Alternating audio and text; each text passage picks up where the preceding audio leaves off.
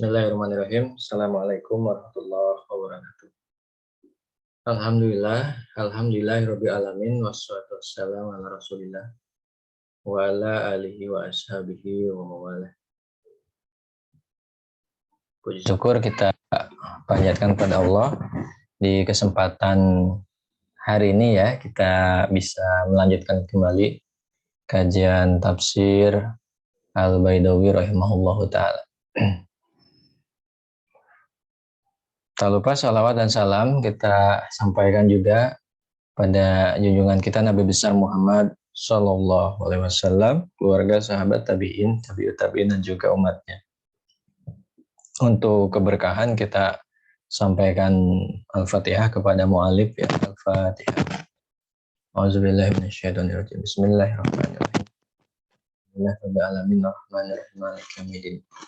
Iyyaka na'budu wa iyyaka nasta'in ihdinas mustaqim shiratal ladzina an'amta 'alaihim ghairil maghdubi 'alaihim waladdallin.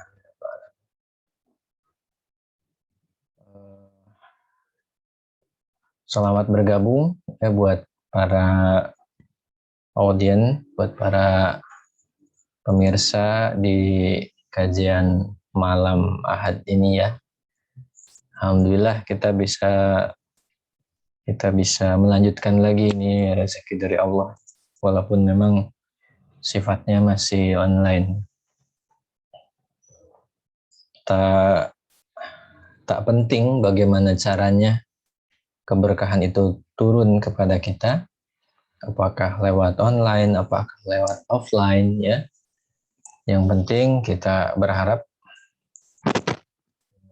ilmu jiwa kita, hati kita nanti itu menjadi subur, menjadi sehat gitu ya.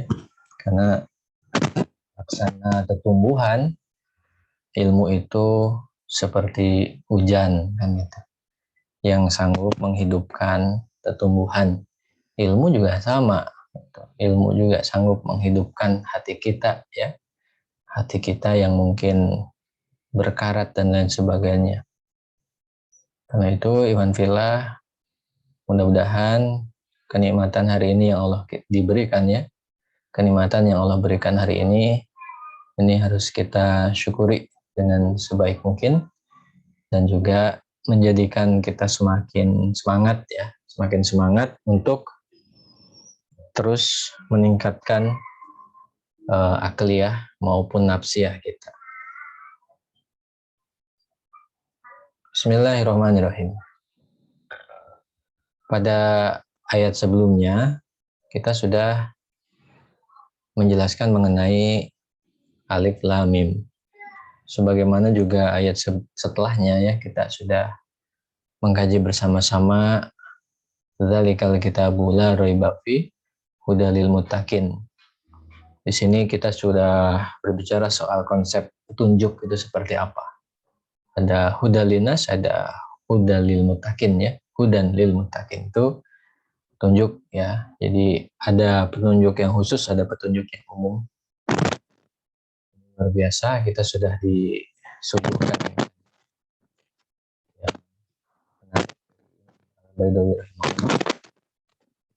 Begitu juga kita sudah mengkaji mengenai alladzina yu'minuna bil ghaibi wa yuqimunas sholata wa mimma razaqnahum. Wabil khusus untuk alladzina yu'minuna bil ghaib. Orang-orang yang mereka beriman kepada yang ghaib. Yang mana kehidupan kita memang dibangun dari yang ghaib kan, kehidupan kita itu. Dari yang ghaib. Dan kekuatan beriman terhadap yang ghaib itu tidak diragukan lagi kekuatannya itu. Kalau di kajian yang lain itu seperti karomah-karomah yang didapatkan oleh para sahabat ya. Sebagaimana misalnya Umar bin Khattab radhiyallahu anhu itu karena beriman terhadap yang gaib begitu kuat gitu ya. Maksudnya beriman kepada Allah ya. Beriman kepada kekuasaan Allah. Semua makhluk di dunia itu bisa tunduk gitu. Umar bin Khattab dulu ketika mendapati berita dari Mesir, dari wali di Mesir, dari gubernur di Mesir bahwa Sungai Nil ini mengering, itu Umar bin Khattab dengan keyakinannya kepada Allah menuliskan sebuah surat kepada Sungai Nil itu dan diminta untuk dilempar ke Sungai Nil. Yang isinya sederhana. Isinya itu adalah bahwa Umar meyakini gitu, kalau Anda ini makhluk Allah, maka harus tunduk dan pasti tunduk kepada yang namanya ketentuan Allah gitu. Dan Umar yakin Allah ketika berkehendak Sungai Nil ini kembali lagi mengalir airnya, maka engkau, wahai Sungai Nil, tidak akan bisa menolaknya gitu. Ditulis itu surat itu, dilempar. Nah, beberapa saat langsung air itu mengalir ya, Masya Allah itu. Demikian juga ketika Umar misalnya melihat pasukan di Nawahan di Iran, ya di Iran ketika itu, ketika umat Islam mau menaklukkan Nawahan, itu Umar ketika menjadi khatib Jumat di Madinah itu langsung berteriak, ya Sariyah, Jabal, Jabal, kata beliau. Itu memberitahu ke pasukan bahwa ada musuh yang bersembunyi di balik gunung. Umar minta supaya pasukan itu mengelilingi gunung supaya bisa memapas dan mengepung musuh gitu. Karena kalau lewat depan gunung itu akan berhadapan-hadapan dengan jumlah yang tak seimbang. Tapi kalau pasukan kaum muslimin bisa memutari di situ, nanti kaum muslimin bisa menghajar ya kan ekor pasukan itu sehingga mereka meresponnya lama. Sehingga menang kaum muslimin akhirnya terjadi. Masya Allah, yaitu karomah. Nah, itu adalah alladzina yu'minuna bil ghaib. Itu kekuatan beriman terhadap yang gaib itu seperti itu. Nah, Iwan Villa, sekarang insya Allah kita akan melanjutkan kajian kita ayat masih pada ayat yang sama, namun pada frase yang selanjutnya. Oh ya, tak lupa juga di pertemuan beberapa minggu yang lalu itu konsep mengenai keimanan juga di sini ya disampaikan oleh Imam Al-Baidawi rahimahullah juga. Jadi iman itu adalah tasdik, tasdik, dan berbagai macam konsep yang lainnya yang itu tentunya sangat menarik untuk dikaji ya. Ini kalau mau lebih dalam lagi para pemirsa yang dirahmati Allah, ini bisa lihat rekaman kita di pertemuan-pertemuan kajian sebelumnya ya di tafsir Al-Baidawi ini. Baik, selanjutnya kita akan melangkah pada frase Bismillahirrahmanirrahim wa yuqimunas sholata. Nah, ini di dalam Al-Baqarah ini setelah beriman kepada yang gaib, ya alladzi yu'minuna bil gaib. Nah, di sini orang yang bertakwa itu disifatkan, dideskripsikan, digambarkan sebagai wa yuqimunas sholata. Ya, orang yang senantiasa mengerjakan sholat. Apa yang dimaksud dengan senantiasa mengerjakan sholat? Ay yu'addiluna arkan, ya, arkanaha wa yahfidunaha min an yaqa'a zaygha fi af'aliha. Jadi orang yang senantiasa melaksanakan sholat adalah orang yang menyempurnakan dan menjaga rukun sholat dari kekeliruan ketika rangkaian ya, ketika melakukan rangkaian sholat tersebut. Jadi yu'adiluna arkana ya. Yu'adilun ini memang agak berat digunakan, istilahnya itu yu'adilun ya. Adil ya, ta'dil gitu. Artinya ini menyempurnakan gitu maksudnya itu. Jadi orang-orang yang menyempurnakan rukun, orang-orang yang menjaga rukun dari kekeliruan sedikit pun gitu ya. Inilah yang dimaksud dengan pensifatan kepada al-muttaqin, ya, orang bertakwa itu selain beriman kepada yang gaib juga mereka ini senantiasa melaksanakan sholat.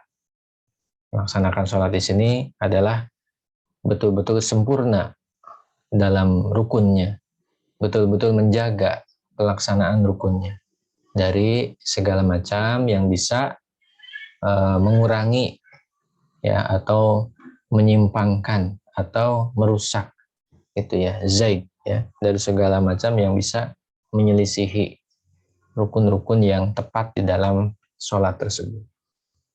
Ya, ini memang hada so'bun, ini susah ya. Ikhwan filah, menjaga kesempurnaan rukun sholat ya, ini diakui oleh perkara yang ya meski orang yang bertakwa setak ini susah ya untuk melaksanakan ini. Lianah lam yata'allaqu bil ma'bud, karena tidak dipautkan dengan yang diibadahi, tidak dihubungkan.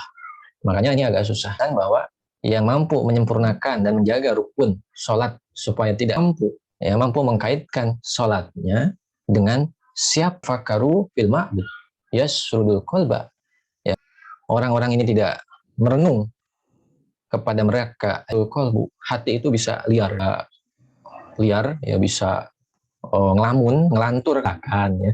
Ngelanturnya kita dalam sholat itu betul-betul kita rasakan kan, pernah kan? Nggak ada yang bisa sempurna 100%. Nah, ini yang dimaksud dengan hadza sob. Nah, ini susah gitu kata mu'alif ini. Nah, selanjutnya juga ama man ta'allaqa bil ma'bud fa inal ma'buda yamna'uhu anil wasawis wal khotoroj bisyartin an yaduma biqalbihi alal quduri ma'al ma'bud ya. Aksarul mu'minin ma'a wujudi imanihim yadkhuluna fil ibadah. Ini mu'alif ikhtisar yang merangkum ini, menjelaskan ya, menambahkan penjelasan kepada kita. Adapun katanya orang yang sanggup. Nah, adapun di sini disebutkan bagi orang yang sanggup ya, orang yang sanggup apa? Orang yang sanggup mentautkan sholat kita dengan ketika kita sholat itu betul-betul menyadari kepada siapa kita sholat, kepada siapa kita ibadah, gitu ya. Orang yang sanggup seperti ini itu akan membantu kita untuk menghilangkan bisikan-bisik, menghilangkan pikiran-pikiran, lamunan-lamunan, itu akan hilang. Tapi ada syaratnya di sini, bisyartin, ada ketentuannya. Hati itu harus terus hadir. Hati itu terus hadir bersama dengan Sang Holik. Ya. Ini luar biasa ya ungkapannya. Yaduma biqalbihi alal huduri ma'al ma'bud. Jadi senantiasa menghadirkan hati bersama dengan Sang Pencipta. Jadi hatinya itu selalu hidroksilabilahnya itu tidak ada keterputusan sama sekali. Dan ini susah. Ya, ini susah pasti weh. Ya pasti saja ada saatnya itu, entah itu sedetik, entah itu berapa detik. Ya pikiran kita tuh plek hilang gitu. Keterkaitan dengan Sang Pencipta itu kadang-kadang kayak gitu ya. Nah, aksarul mu'minin ma'a wujudi imanihim yadkhuluna fil ibadah biduna ta'alluq bil ma'bud. Tapi mayoritasnya umat Islam, orang yang beriman, memang ya kenyataannya ya meskipun mereka memiliki keimanan, namun mereka ketika beribadah, nah keterpautan dengan Sang Penciptanya, keterhubungan, ya kan, kesadaran bahwa ketika sholat itu dia terhubung dengan Sang Pencipta, ini memang agak susah gitu, tidak muncul. Nah, hinadaka yuftahu babul wasawis wal khotorot li syaitan, maka ketika itulah setan bisa membuka bisikan-bisikannya dan lamunan-lamunannya kepada diri kita ya. Itu yang terjadi. Masya Allah ya, itu penjelasan mengenai wa yuqimunas shalah. Nah, ini dari tambahan dari tahqiqnya ya. Nah, selanjutnya di sini disampaikan juga kepada kita ya. Fa'idha ya, fa'innahu ya, fa'innahu idza qufidha 'alaiha kanat ya kan nafik ay ra'ij alladhi yurghabu fihi. Nah, kalau kita sanggup memenuhi tadi, menyempurnakan dan menjaga rukun dari kesalahan, artinya kita terus selama sholat itu menghubungkan hati kita, menghadirkan hati kita kepada zat sang pencipta. Nah, kalau bisa seperti itu, maka sholat kita itu karena nafik, ya. Kan nafik, ay ar-ra'ij maksudnya. Ya, laksana sesuatu yang berharga, alladzi yurghab fihi. Sesuatu yang berharga yang itu selalu kita inginkan. Inilah rahasia mengapa kita merasa betah kadang-kadang dengan sholat itu. Jadi para wali Allah itu mereka senantiasa merasa nyaman, merasa khidmat, merasa khusyuk dengan sholat. Nah rahasianya itu ketika mereka sanggup menjaga kesempurnaan rukun-rukun sholat dan mampu menghadirkan hati ya. Itu rahasianya. Jadi kan nafik ayra'ij alladzi yurghabu fi. Nah di sini dijelaskan juga lawan dari kalau sampai kita nggak bisa menjaga itu semua. Ya wa idza du'at kanat kal kasidi al marghu anhu. Kalau kita nggak bisa menjaga sholat kita dengan baik, dengan sempurna. Sekali lagi ini menurut Imam Al-Baidawi, yuqimuna sholah itu adalah orang yang sempurna sholatnya. Gitu ya. Ini ditegaskan ya saya ya, bukan orang yang menjalankan biasa tapi sempurna. Ditafsirkan dengan yu'adiluna arkan ya. Wa yahfizunaha. Nah, wa idza du'at. Nah, kalau misalnya sholat itu disia-siakan, kanat kal kasid al-marghub anhu. Itu seperti barang murahan yang tidak ada orang yang mau, tidak ada orang yang meliriknya. Makanya ada hadis kan? Ada hadis yang kalau di kajian Irsyadul Ibad itu pernah Fakir baca hadis mengenai bahwa ketika sholat kita itu berantakan, itu laksana baju yang kusut. Nanti itu sama Allah dikumpulkan kepada kita. Nah, ini nggak berharga. Nah, gitu nauzubillah min dzalik ya. Jadi ketika ibadah kita seperti baju kusut, nggak diistrika sebulan, yang itu tidak berharga tentunya. Nah, itu kalau misalkan sampai menyia-nyiakan, tidak sempurna sholatnya. Nah, itu seperti itu. Jadi kal kasid seperti benda yang murahan, al marghub anhu yang itu dibenci. Gitu. Jadi sholat yang nggak benar itu seperti barang murahan. Pasti itu bakal dibenci. Makanya kita nggak betah kalau sholat. Jadi tanda sholat kita bagus, itu kita merasa kok sholat ini terasa sebentar gitu. Nah gitu, terasa pengen sholat lagi. Tapi kalau sholat kita murahan gitu ya, mungkin kita bakal merasa, duh sholat ini lama banget gitu. Nah mungkin seperti itu, sholat ini lama banget, zikirnya juga males gitu ya. Nah itu kayak gitu. Nah ini harus dijaga sama kita ya. Ini makna yang pertama ya, ini masih makna yang pertama, wa yuqimuna sholah. Nah sekarang nah kata beliau, atau bisa jadi ya penafsiran yang kedua, wa yuqimuna sholah. Orang yang senantiasa melaksanakan sholat di sini maksudnya ya tasammaruna li adaiha min ghairi futurin wala tawan. Nah, gitu. Jadi mereka yang mempersiapkan dengan sebaik-baiknya untuk menunaikan sholat tersebut tanpa mereka ini melakukan sholat itu dengan kontinu tanpa putus ya. Juga melakukan sholatnya tanpa ada keterlambatan misalnya. Nah, jadi kalau yang ini lebih kepada persiapan. Jadi betul-betul mempersiapkan diri untuk sholat dengan baik. Gitu ya. Wal haqiqu bil madhi ya. Nah, orang yang layak untuk dipuji dalam konteks sholat ini apakah poin yang pertama gitu ya. Apakah poin yang kedua? Apakah orang yang sempurna rukunnya? Apakah orang yang sempurna persiapan sholatnya? Nah, adalah di sini apapun itu wal haqiq bil madhi yang layak mendapat pujian adalah man ro'a hududah hadzohiro minal faraidi wa sunani wa hukukoha al batinah minal husyu'i wal ikbali bi qalbihi alallahi ta'ala. Pokoknya apapun ya apapun penafsirannya, apapun penafsirannya, maka yang layak mendapat pujian bagi mereka yang memang dengan benar ya. Nah, ini yang layak mendapat pujian itu adalah orang yang mampu menjaga batasan zahir sholat tersebut, seperti hal yang fardunya alias rukun-rukunnya, hal yang sunnahnya, atau mereka yang sanggup mewujudkan ketentuan batin dari sebuah sholat itu, seperti kehusyuan dan hadirnya hati hanya mengingat Allah dalam sholat. Itu. Jadi kata kuncinya di situ. Jadi sholat zahirnya kita jaga, sholat batinnya pun juga kita jaga. Sholat zahir itu apa? Ya, menjaga rukun dan sunnah.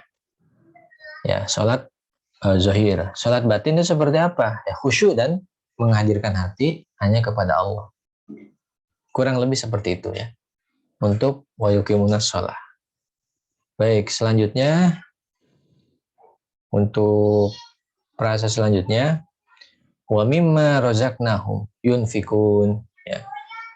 Dan dari apa yang kami rezekikan, apa yang kami karuniakan kepada mereka, si orang-orang yang bertakwa tadi itu, nah yunfikun, mereka ini akan menginfakkan. Jadi orang yang melaksanakan sholat dan orang yang mereka menginfakkan apa yang mereka dapatkan dari Allah. Nah, az-zahir min hadzal infaq, ya, min hadzal infaqi sarful mali fi sabilil khair fardhon kana au naflan. Nah, iman fillah, jadi yunfikuna, orang-orang yang menginfakkan, orang-orang yang mengeluarkan hartanya dari apa yang direzekikan Allah kepada mereka. Nah, maksudnya mengeluarkan harta dalam apa? Nah, di sini disampaikan secara lahiriah. Nah, infak atau mengeluarkan harta yang dimaksud adalah sorful mali fi sabilil khair, yaitu mengeluarkan harta di jalan kebaikan. Apakah kebaikan ini konteksnya hal yang sifatnya fardu, seperti nafkah, fardu itu ya. Nah, ini orang yang menafkahi keluarganya, nah ini masuk kategori ini. Fardu, atau yang sunnah, seperti sedekah, dan lain sebagainya ya. Nah, itu iman filah yang dimaksud dengan yunfikun ya. Ayat selanjutnya, Zubillahi minasyaitonirrajim, walladzina yu'minuna bima unzila ilaika wa ma unzila min qablik. Dan orang-orang yang mereka beriman ya dengan apa yang diturunkan kepada engkau Muhammad, ya, wa ma unzila, dan juga apa yang diturunkan sebelum engkau. Iman fillah, hum mu'minu ahlil kitabi ka Abdillahi ibni Salam radhiyallahu ta'ala anhu wa adro bihi. Menurut Imam Al-Baidawi rahimahullah, orang yang beriman terhadap apa yang diturunkan, diwahyukan kepada engkau, dan terhadap apa yang diwahyukan sebelum engkau. Nah, ini sebetulnya kalau secara khusus asbabun nuzulnya, ya ini tercakup juga kaitannya dengan orang beriman dari ahlul kitab yang berasal dari ahlul kitab, seperti Abdullah bin Salam. Abdullah bin Salam ini adalah seorang pemuka agama Yahudi di Madinah. Suatu ketika dia ini penasaran dengan Nabi yang dikabarkan dalam kitabnya yang belum ada tahrif, belum ada penyimpangan, belum ada revisi dan lain sebagainya. Penasaran dengan Nabi yang baru ini. Karena sudah tabiatnya ya, orang Yahudi itu sangat mengharapkan ada Nabi baru. Itu sudah tabiatnya. Nah, lalu Abdullah bin Salam ini datang menemui Rasulullah SAW. Lalu dia bilang, baik, kalau Anda Nabi, saya akan bertanya.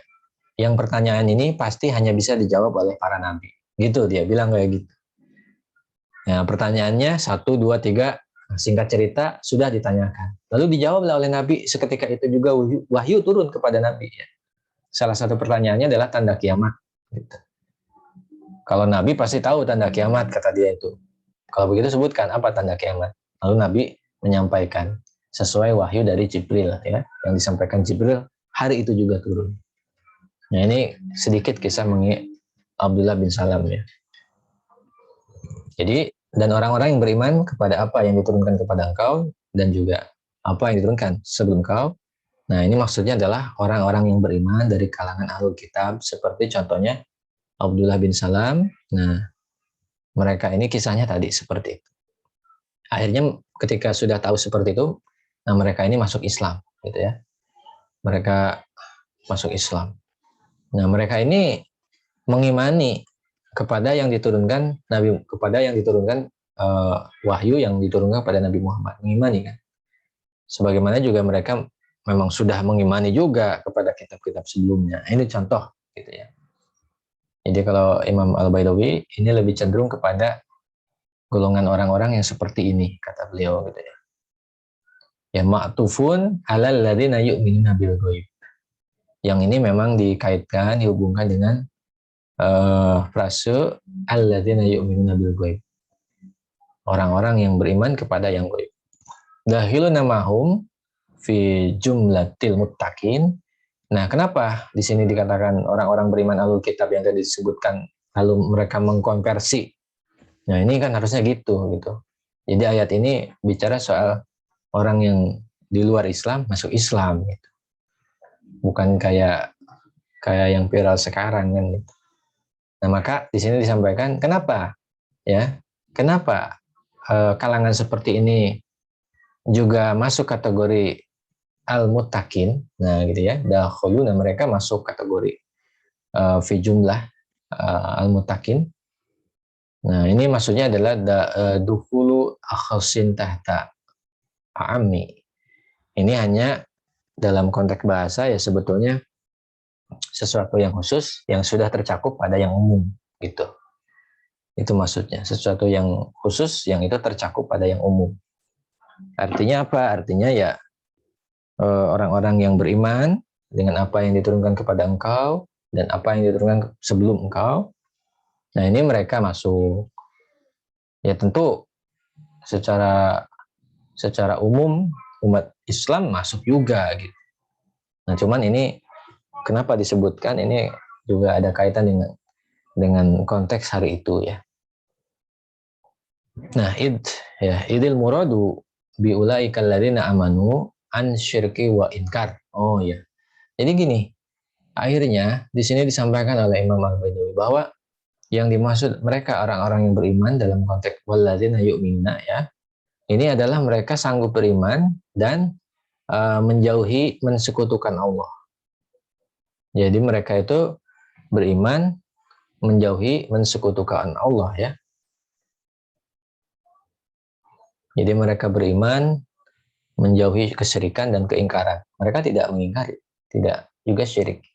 Wa bihaula'i muqabiluhum.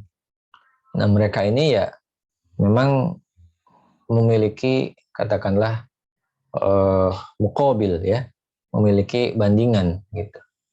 Nah, mereka ini memiliki bandingannya seperti itu. Fakanats al-ayatani tafsilan lil muttaqin. Jadi ujung-ujungnya dua ayat ini ya memang sebagai rincian gambaran bagi orang-orang yang bertakwa. Wahwa qaulu Ibni Abbas radhiyallahu anhu. Ini pendapatnya Ibnu Abbas. Itu yang pertama ya, yang pertama. Jadi yang dimaksud dengan orang-orang yang beriman kepada orang-orang yang beriman kepada apa yang diturunkan kepada engkau dan juga beriman kepada apa yang diturunkan sebelum engkau. Nah, ini bicara soal orang yang beriman yang atau bisa juga maksudnya ma'atufun ala mutakin. Kalau tadi kan ma'atuf, kalau misalkan dimatufkan, dikaitkan dengan al-mutakin itu sendiri, Allah berfirman, hudalil mutakin anisyirki waladina amanu min ahlil kitab. Petunjuk bagi orang yang bertakwa, yang mereka menjaga diri dari syirik, menjaga diri dari menyekutukan Allah, dan juga petunjuk bagi orang-orang yang mereka beriman dari ahlul kitab. Jadi orang yang ahlul kitab itu juga memiliki hak untuk mendapatkan hidayah, sehingga mereka mengkonversi dirinya memeluk ajaran Islam. dari ayat ini, ya, walladzina yu'minu bima unzila ilaika wa ma unzila min qablik. Tidak cukup sampai di situ, inilah keunikan dari tafsir Al-Baidawi. Nah, di sini pun dijelaskan. Nah, tak kalah penting, Imam Al-Baidawi di sini menjelaskan mengenai konsep inzal, mengenai konsep turunnya wahyu. Wal inzalu naqlu syai' minal a'la ilal asfal. Secara bahasa, yang namanya turun itu adalah berpindahnya sesuatu dari posisi yang tinggi ke posisi yang rendah, kan gitu. Makanya digunakanlah lafadz unzila.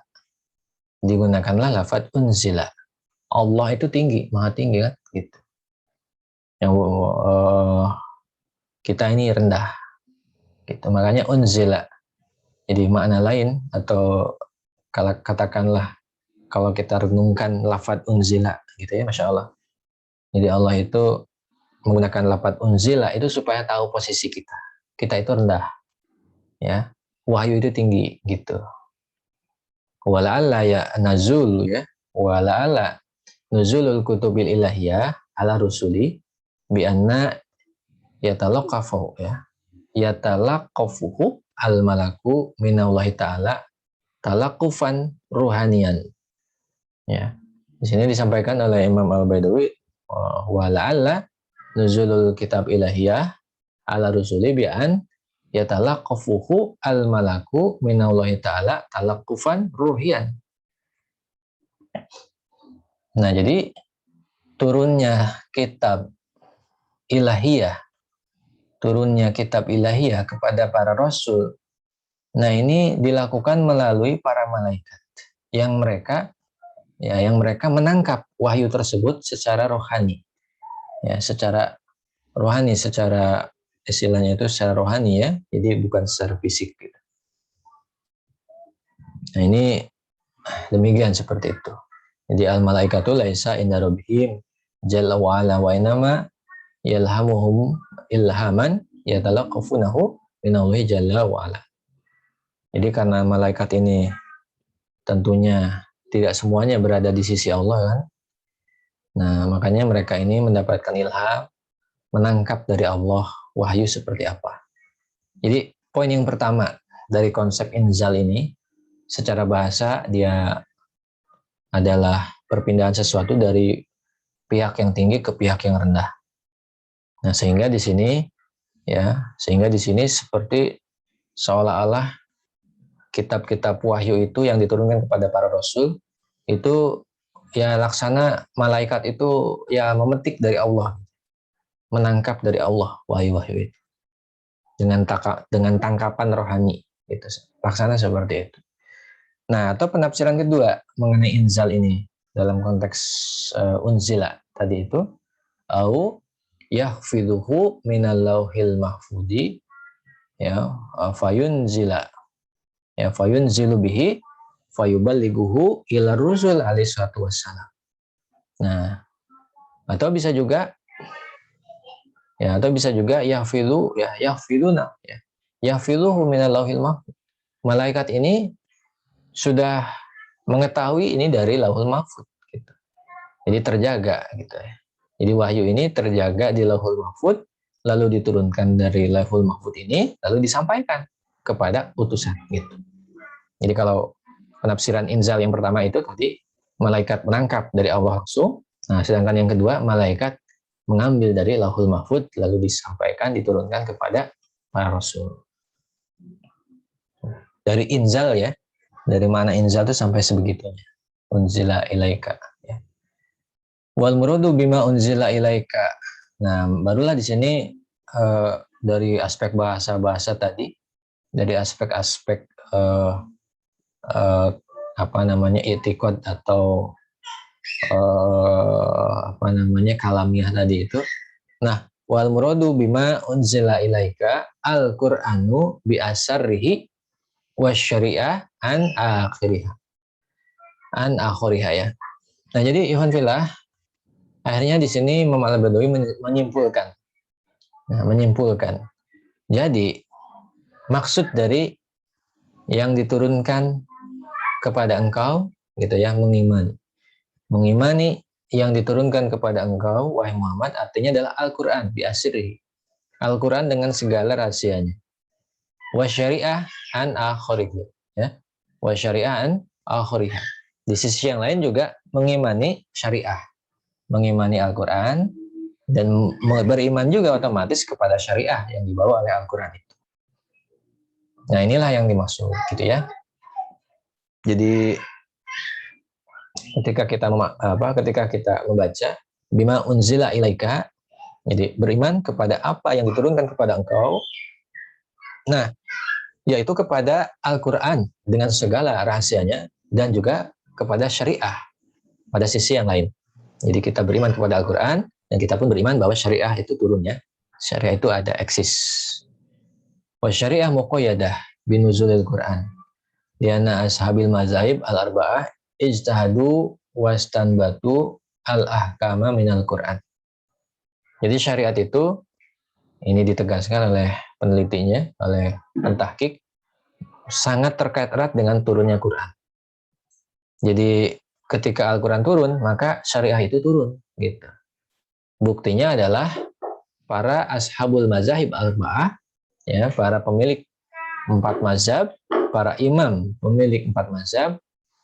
Nah, mereka berijtihad dan mereka pun menggali hukum dari Al-Quran. Itu artinya apa? Di dalam Al-Quran ada syariah itu kan. Nah, selanjutnya wabima unzila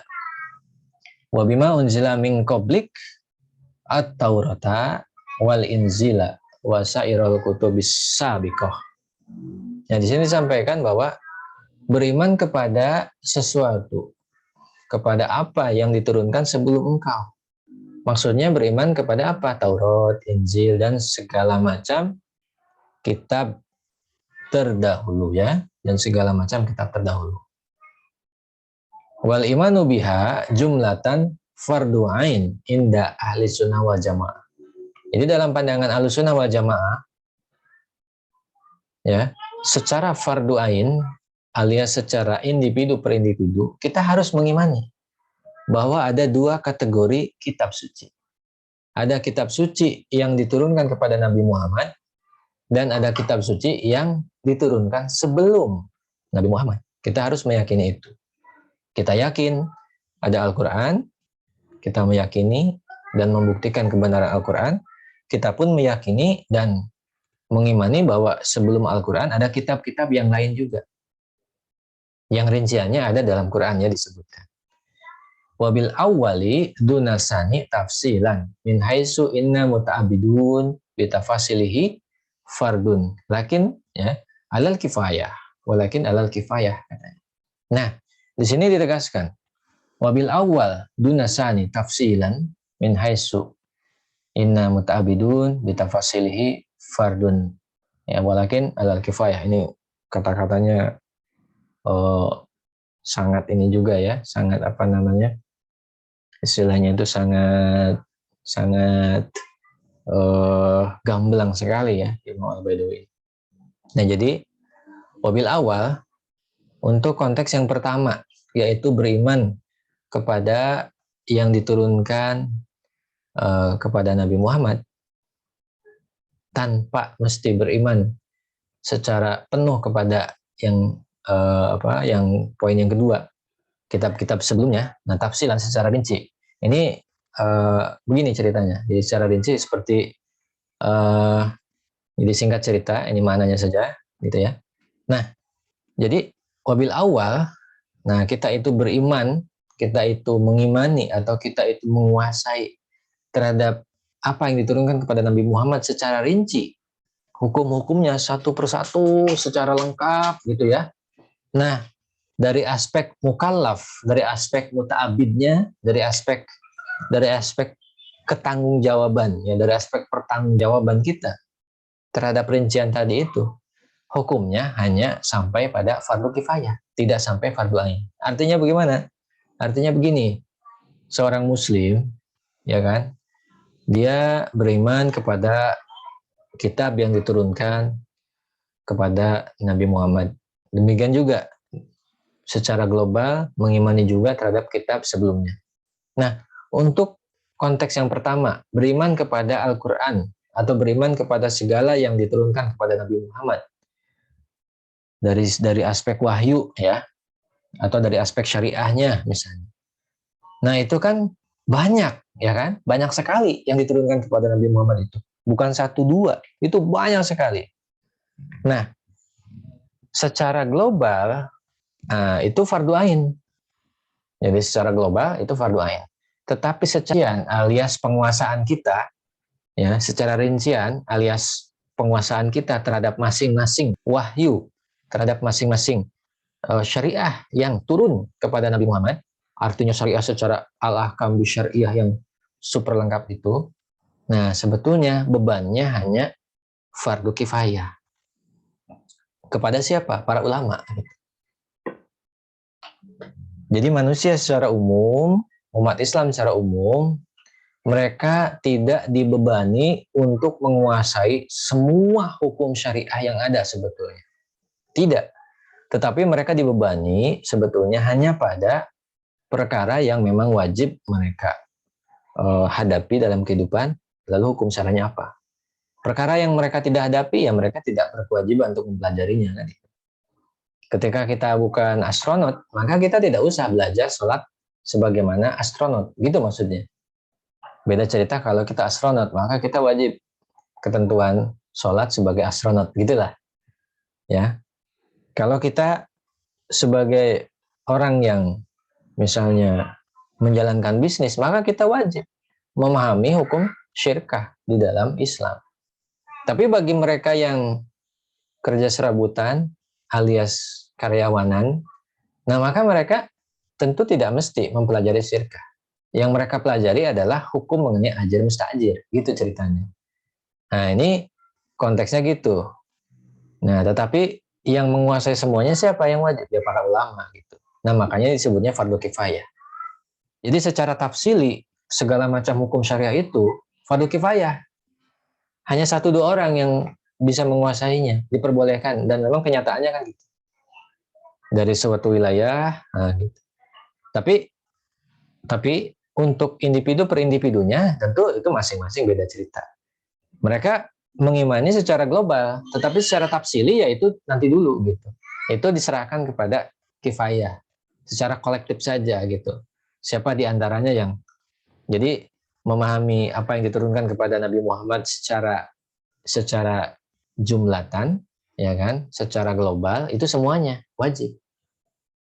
Ya, tapi secara rincinya apa sajanya, nah itu nanti fardu kifayah kepada para ulama yang memahami. Liana wujubahu ala kulli ahadin yujabul haraj wa fasadal ma'asi. Karena kalau sampai diwajibkan ke semua orang secara tafsili tadi itu, nah itu akan menimbulkan haraj, akan menimbulkan kesulitan dan kehidupan yang susah gitu. Orang mau beramal, dia harus tahu segala macam hukum syariah dulu, ya itu repot juga. Dia mau beramal sesuatu, ya amal itu yang perlu diketahui saja. Ya sisanya diimani secara global saja, gitu ceritanya. Nah ini maksud dari wabil awal dunasani tafsilan min haitsu inna muta'abidun bitafasilihi fardun walakin alal kifayah. Nah itu maksudnya ya, penjelasannya itu. Nah, frasa selanjutnya wabil akhirati hum yuqinun. Ya, mereka kepada akhirat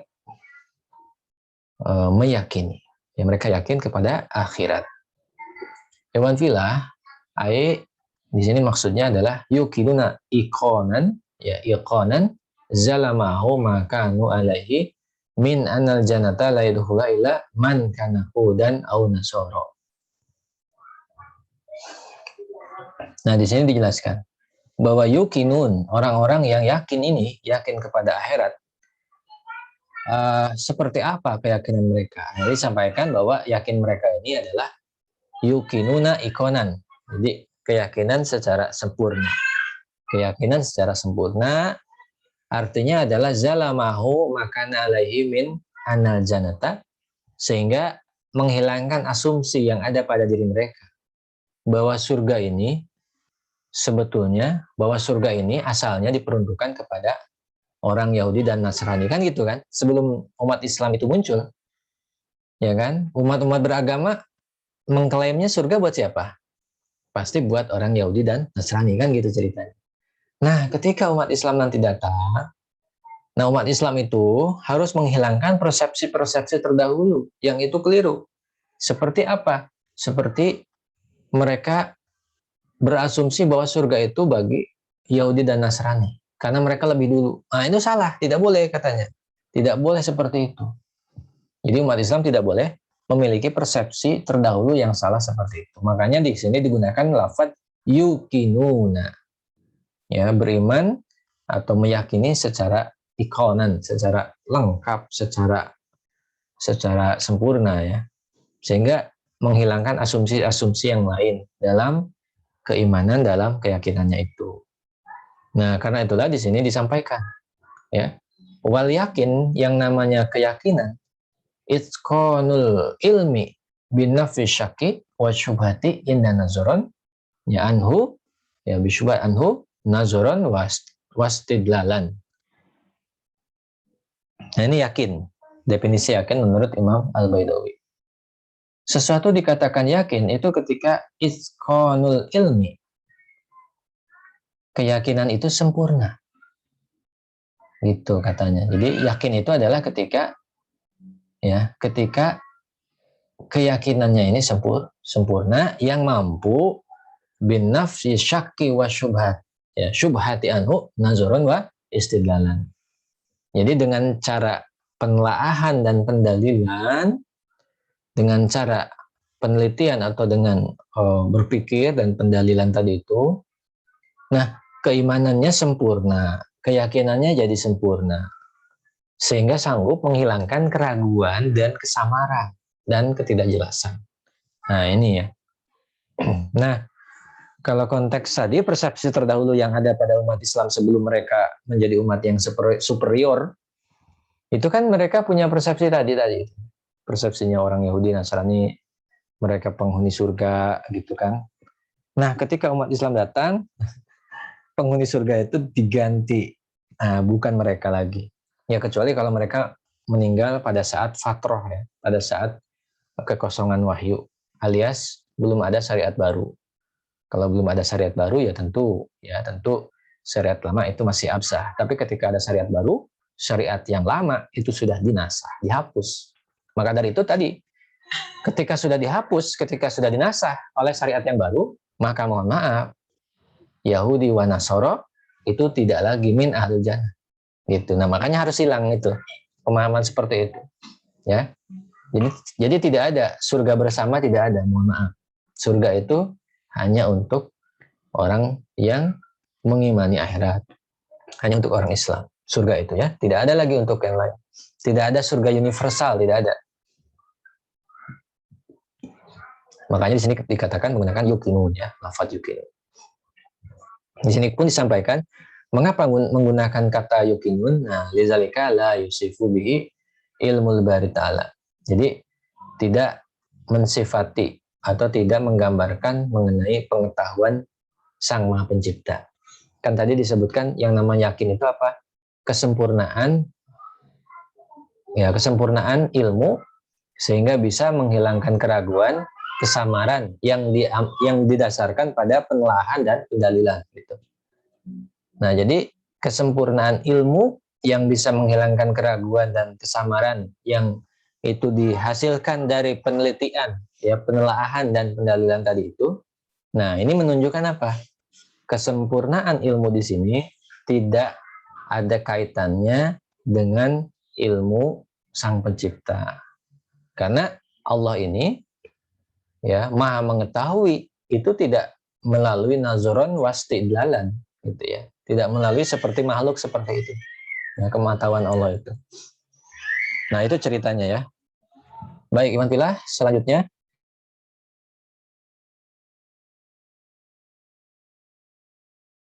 Nah, sekarang ayat yang kelima. Auzubillahi minasyaitonirrajim. Ulaika ala hudam mir rabbihim wa ulaika humul muflihun. Ayat ini Ya, ka'annahu lama kila hudal lil muttaqin kila ma balhum khussu bidzalika. Jadi ulaika mereka ala huda mir rabbihim, ya, di atas petunjuk dari Rob mereka. Ulaika, dan mereka ini humul muflihun, adalah orang-orang yang beruntung, orang-orang yang mendapatkan keberuntungan. Nah, ini seolah-olah Allah itu berfirman gitu. Seolah-olah Allah berfirman sebagaimana dikatakan hudalil mutakin, gitu ya, berkaitan dengan hudalil mutakin. Jadi ini mengapa gitu ya, mengapa orang-orang yang bertakwa ini digambarkan orang-orang yang katakanlah mendapat petunjuk, digambarkan orang-orang yang beruntung. Nah, mengapa bisa gitu? Nah, ini disampaikan faujibu biqaulihi, maka dijawablah dengan firman Allah, alladzina yu'minuna bil ghaib ila akhiril ayat. Ila akhiril ayat. Nah, ini maksudnya gitu. Jadi mereka di atas petunjuk dari Tuhan mereka dan mereka orang-orang yang beruntung. Nah, seolah-olah ketika disampaikan bahwa petunjuk itu hanya bagi orang yang bertakwa, maka ada yang bertanya, kenapa petunjuk itu spesial bagi mereka? Ya, mengapa petunjuk itu spesial bagi mereka? Nah, maka dijawab karena mereka adalah orang-orang yang beriman kepada yang gaib gitu.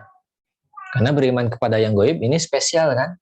Enggak semuanya loh orang itu bisa beriman kepada yang gaib kan gitu.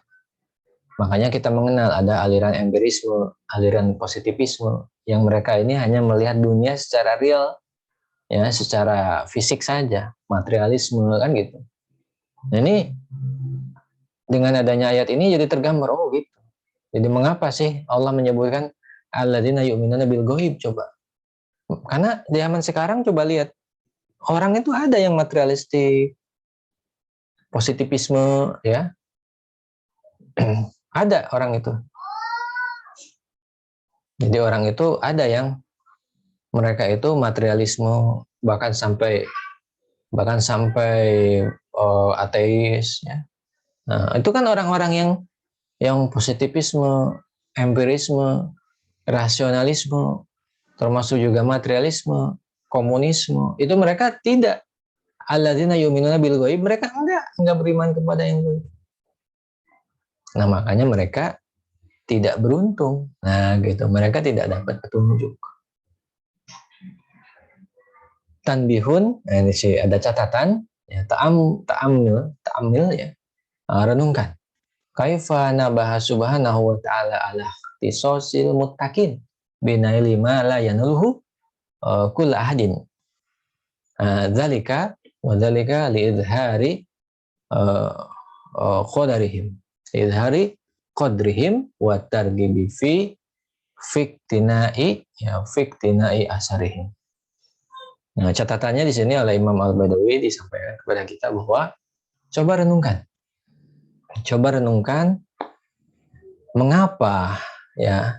mengapa Allah menggugah kita gitu ya. Allah menggugah kita dengan gambaran bahwa orang-orang muttaqin, orang-orang yang bertakwa ini mendapatkan spesial, ya, mendapatkan sesuatu yang spesial yang tidak bisa didapatkan oleh orang yang lain. Mengapa gitu ya disebutkan seperti ini? Mengapa digambarkan di ayat yang dari awal tadi itu bahwa orang mutakin bukti begini, orang mutakin itu begini, begitu. Mengapa digambarkan spesial seperti ini? Nah, ini alasannya lidhari qadrihim. Ini untuk menunjukkan derajat, ya. Ini untuk menunjukkan derajat orang-orang yang bertakwa seperti apa dibandingkan dengan orang kebanyakan. Termasuk juga sebagai targib, ya, wa targibi fiktinai asarihi, supaya orang-orang itu termotivasi untuk bisa mengikuti langkah orang-orang bertakwa gitu. Itu ceritanya. Baik, Iwan Pila, sedikit lagi. Waqad tasabbas ya, waqad tasabbasa bihil al-wa'idiyah wa hum firqatun minal khawarij fi huludil fusaqi min ahlil kiblati fil adzabi. Nah, di sini Imam Al-Baidawi ya sedikit memiliki pengalaman. Beliau menceritakan mengenai suatu kelompok yang di sini disebutkan sebagai kelompok Al-Wa'idiyah. Jadi dulu ada kelompok namanya Al-Wa'idiyah. Al-Wa'idiyah salah satu kelompok dari Khawarij ini memiliki pendapat yang ini salah, ini berlebihan, ya, salah berlebihan atau keterlaluan lah gitu ya. Jadi Al-Wa'idiyah ini keterlaluan, punya pendapat yang betul-betul keterlaluan. Mereka memiliki anggapan bahwa ya orang-orang yang berdosa besar, al-fusaq, ya, ini kata mereka orang berdosa besar yang mereka masih memiliki keimanan, maksudnya ahlul kitab itu, ahlul kiblah maksudnya, ahlul kiblah itu maksudnya punya keimanan. Mereka berpendapat orang-orang yang berdosa besar itu mereka kekal di azab. Nah, mereka punya pendapat seperti itu. Nah, hadza yadullu ala fasadi i'tiqadihim kal mu'tazilah. Sebagaimana Mu'tazilah, ya ini menunjukkan kesalahan keyakinan mereka ya, ada kekeliruan dalam keyakinan mereka. Waruda bi anal murad bil muflihin al kamiluna fil falah. Nah, bantahan bagi yang demikian itu, nah sebetulnya muflihun, orang-orang yang beruntung di sini maksudnya adalah al muflihun al kamilun. Orang yang memiliki keberuntungan yang lengkap, yang sempurna gitu. Wa yalzamuhu adamu kamal al-falah liman laisa ala sifatihi. Bagi orang yang tidak tergambarkan atau tidak masuk kriteria, ya maka tentu otomatis mereka tidak sempurna keberuntungannya itu. Nah, itu maksudnya. Jadi la adamal falah lahu ra'san, bukan artinya secara total tidak beruntung asli, bukan itu maksudnya. Tapi maksudnya al-muflihun itu adalah orang yang memiliki kesempurnaan atau orang yang sempurna beruntungnya. Nah, sehingga orang-orang yang fasik, orang yang berdosa besar, nah secara apa namanya, mayoritas, secara prosentase besar, nah mereka tidak beruntung memang, tetapi masih ada sedikit keberuntungan bagi mereka yang itu bisa menyebabkan mereka bisa bebas dari neraka. Apa itu? Yu'minuna bil ghaib, yaitu keimanan mereka, gitu ceritanya. Jadi orang yang berdosa besar, dosa besar itu kan artinya dia melakukan maksiat yang kategori besar seperti zina, riba, durhaka sama orang tua, membunuh dan lain sebagainya ya, yang disebutkan oleh Imam Az-Zahabi dalam Al-Kabair tentunya, itu lebih lengkap di situ. Nah, mereka yang berdosa besar ini termasuk orang yang tidak sempurna, ya, tidak sempurna keberuntungan mereka. Tidak sempurna keberuntungan mereka artinya apa? Masih ada sebetulnya. Keberuntungannya itu adalah apa? Ya punya iman. Gitu. Selama masih punya iman, mereka bisa lolos dari azab. Ya walaupun memang diazab dulu, disiksa dulu, tapi nanti mereka akan keluar. Jadi tidak kekal, tidak khulud, ya, tidak kekal di neraka. Nah inilah yang benar, gitu ya sebetulnya. Makanya digunakan kata humul muflihun. Jadi muflihun di sini adalah al-kamiluna fil falah, yang sempurna keberuntungannya. Yang sempurna keberuntungannya itu ya tadi itu, keimanannya bagus, tidak bermaksiat besar, melaksanakan ketaatan, nah, itu keberuntungan yang besar. Nah itu Ivan filah yang dimaksud ya. Qala auliyauna radhiyallahu ta'ala anhum, inna Allah ta'ala al-muta'aziz birida'il uzmah wal kibriya wal mutafarid bil majdi wal baha la yaghfiru an yushrik bihi ay la yastatir wa la ya'fu an intiqami syirki bihi bi isbatil wujudi li ghairi wa yaghfiru ma duna dzalika minal kaba'ir was shaghair lima yasha minat taibin wa ghairihim.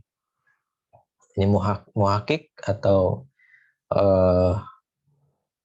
peneliti kitab ini menyampaikan bahwa para wali, ya, para wali atau para ulama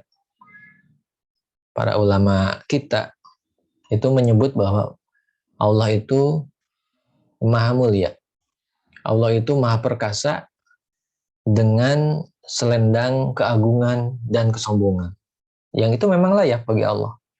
Allah itu layak memiliki kesombongan, sangat layak.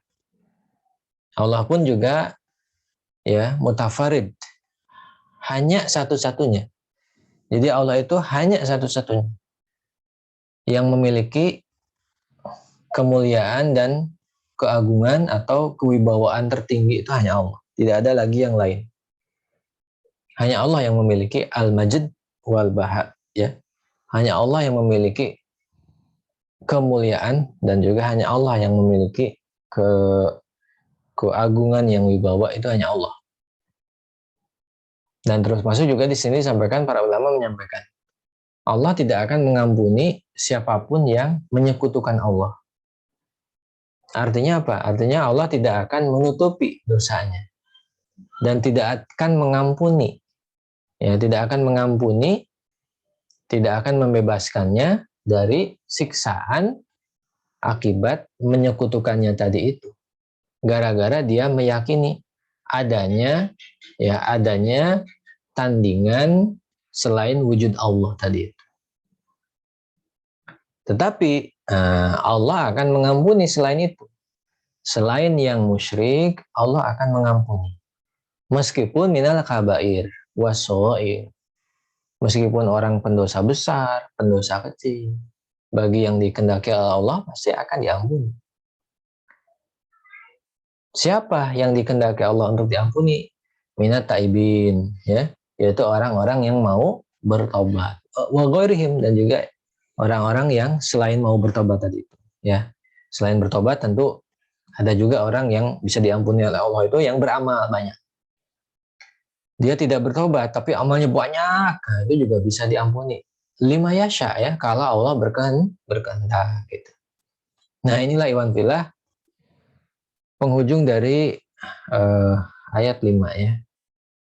Nanti kita insya Allah, ya, dilanjutkan. Ini alhamdulillah Al-Baqarah kita sudah tafsirkan 5 ayat yang ini menghabiskan waktu berbulan-bulan. Insya Allah ini 5 ayat, ya.